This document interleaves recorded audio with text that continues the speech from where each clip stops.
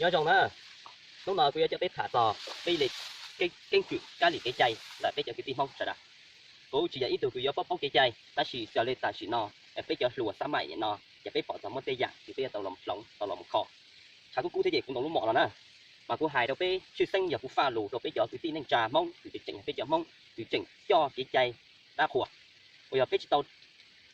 chỉnh Giêsu hả thìกูgiờ choไปhạ tàu phản đời chỉ một tê rồiกูchỉ tàu hai tiền cho cái đầu chỉ rong ta chỉกูยิงbao hai tiềnไปmong những ý chỉ cho nó làยิงrong thành ta chỉ cho tê giả từ bây giờ tàu sống giờ tê giả đây giờไปmong muốn chỉ giờ lại lò xí hai tiền mong cái cứยิงô lại chứ giờ bỏ ô chia giờ ô chè chỉ biết thanh ô trong gọi đây cứ bây chỉ có lửa sự lên lại bây giờ cho cá cho cua lại nó biết thanh ô rồi lên đã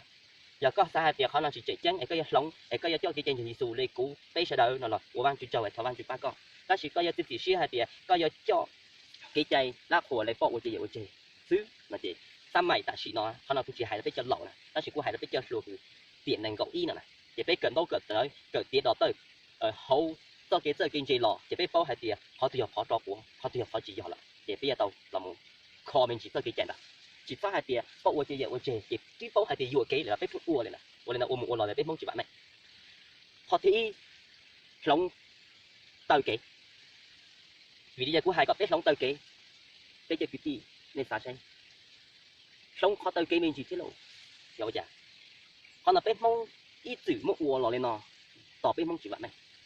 có bộ bao hai tiền họ bây giờ biết cứ dừng uo lên đó ít tua nữa bây giờ ít tụi mình rất tới kỹ là món nhiều khô kì mù rầu đã chỉ mù rầu to tuổi chay đợi tuổi nọ to dây rùa đợi dây trò to trầu cua đợi trầu tụi chùa mù rầu buồn đu xìa tây trầu đun khả tiếng cua cho mù chuột bò từ giờ của họ là bây xa mù to to tuần đợi trò cá lọ người dài cho dài nánh trò lọ người hai đâu tụi tuần đó hai tia có mù to to mà coi lên nó có hai tia lên từ xa có tuổi mà có hai tia chỉ giờ chỉ có chỉ xa của tôi sức bây giờ nông có hai tiền, giờ lấy bé chờ thì bé chậu tàu, ta chỉ có hai tiền, chỉ tàu, trái nào thì tua, một sông nào thì tua mà, trái nào thì để trò cá lại, thì tôi buôn ra cá để mà để trộn về hậu đền, thì tôi sò cổm lông nó, ta chỉ để trò hậu cá lông nó, lợi này, có chua trà nành là chờ chỉ tàu, chua trà nhung chờ chỉ chùa, ừ, thì có sò cá tàu lưu cho khó lấy mua, ta chỉ lấy mua nành là chỉ mua tây giả là tí thái hay thế nào đấy, có sản này,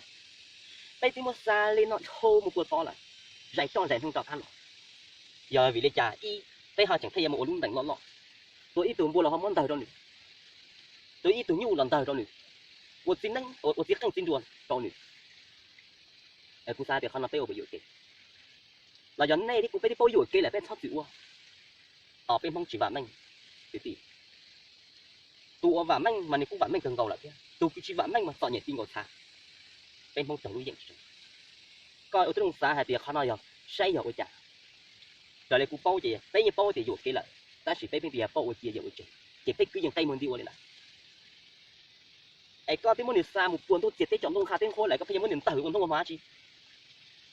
cái gì họ nói bây giờ trong xã phú xã thì bây giờ do có kia là tiền mà của nó nè bây giờ tụi luôn đánh là tàn trọ lù đó toàn không cứ một chữ trả một tụi nhu này tụi hồ tí xí đó em mẹ lại tụi tao kia là một tên để cho gì cho luyện tao rồi tin người ta mà họ này thì tao cha thì một ta chỉ bây giờ chịu bé chùa lên đấy mà bây giờ muốn tụi đi rồi đấy bây giờ bé họ muốn được tao vấn đây của thôn xe tụi em mới tụi cái bên đây là một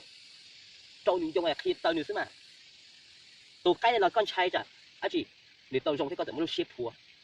thâu là một họ chỉ là 100 bọn dài đấy nó lại ai tên nào giờ tên cứ bên mong một trò của lại tụi đi rồi cũng muốn một sáng lò và bên mong chỉ bạn mình thế bây chỉ một xe hậu xanh bây mua số xe tự danh ít lần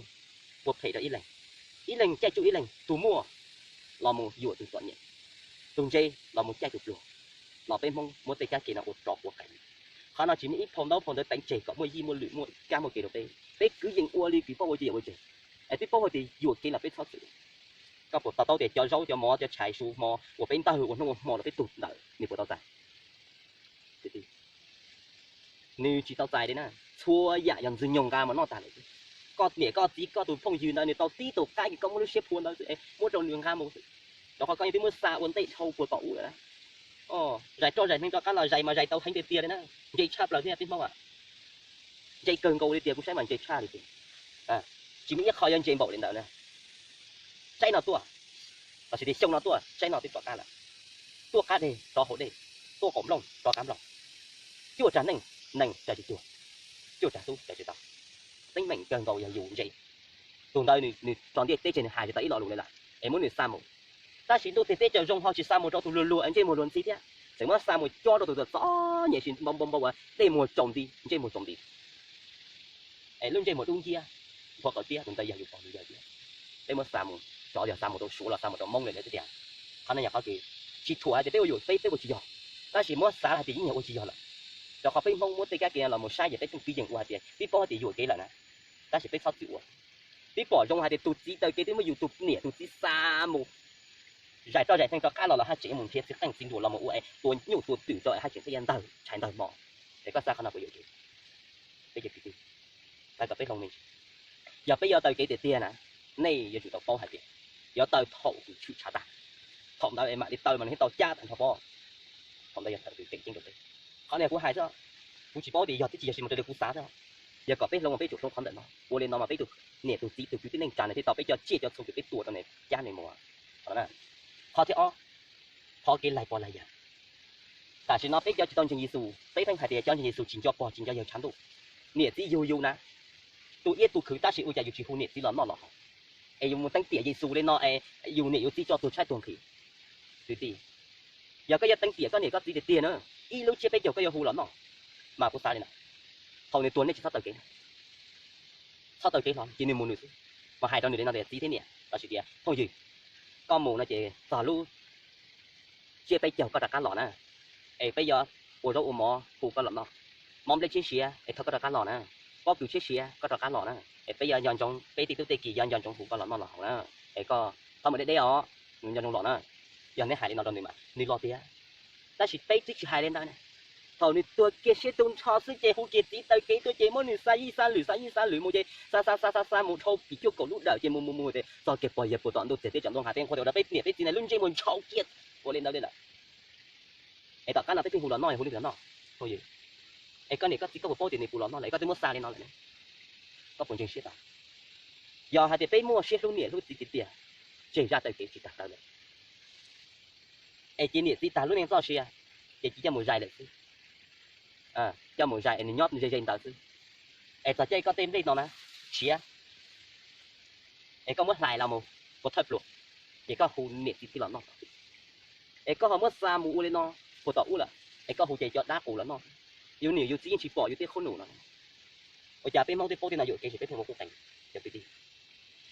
cú sai có biết lúc là xanh mình chỉ lo thế à, hay thì à. giờ lại nè lại tí chạy ra tới cái chỉ ta họ này họ kịp đấy không họ giờ tới tia mà giờ tới thầu chịu trả ta đấy mà họ mà tia chỉ cái nữa bây giờ uống đấy nhá là hay thì uống một ít op lâu một chỉ đầu gì mà để cho kì họ bây uống lên nó mà hay tia bây mua sổ ta lọ giờ uống cho uống mà giờ bây uống trở đi cái đà là nàyเขาไม่อีกđà bây giờ bây uống lên đà để uống bây chỉ bạn năng là cái shit thả nó nó mà cú cho bây phải là sư bây tù này giờ chỉ cú này giờ hay thì cú hay chỉ do là cú dùng siêu đi xí, nên sao bao, nên hồ sao tông tôi là cú thả, cú dùng siêu thả rồi, cú lấy sao tông, sủ tê gì o, sủ lâu, chịu o y, cú dùng siêu giờ tê, giờ bây giờ cái tim không chịu chỉnh nhót rồi, cho cái cú cái dài, bây giờ phải chịu tập lông, cái gì vậy, cú giờ ít tụt lông cái gì vậy, ta chỉ có những bao hạt để học cái vấn đề, mình dụ cái là, mình chỉ dụ cái ta thế, ta chỉ mình dụ cái tê dạ, giờ bây giờ ôm muốn gì tê, mà bây giờ tập lông không, tê dạ đấy là, để sau này nhớ không.